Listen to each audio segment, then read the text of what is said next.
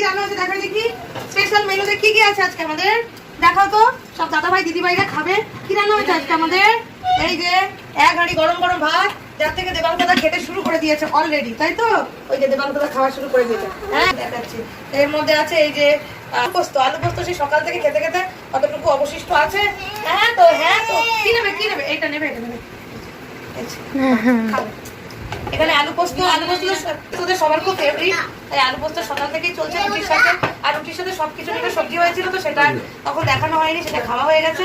আর এখানে হচ্ছে যে লাল শাক, তো এটা হচ্ছে দাদার ফেভারিট। দাদার বাড়িতে নাকি হয় না, কেউ খায় না বলে, তো দাদা আজকে খাবে লাল শাক।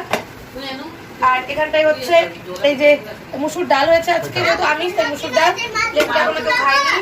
আর এটার মধ্যে হয়েছে এই যে কাতলা মাছ, একটা কাতলা মাছ তোলা হয়ে গেছে দেবাংশের জন্য। একটা কাতলা মাছ দিয়ে আলু দিয়ে বড়ি দিয়ে রান্না হয়েছে।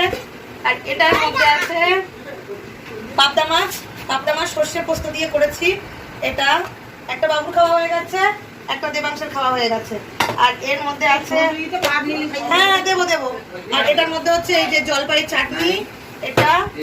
আর এই যে এক প্যাকেট এই পাঁপড়, এখানে গরম গরম ভাজলাম এই পাঁপড়। এটা হচ্ছে স্পেশাল ডিশ আজকে, তাই না? দুপুরবেলা লাঞ্চ আমাদের। কি তুমি খেয়েছো?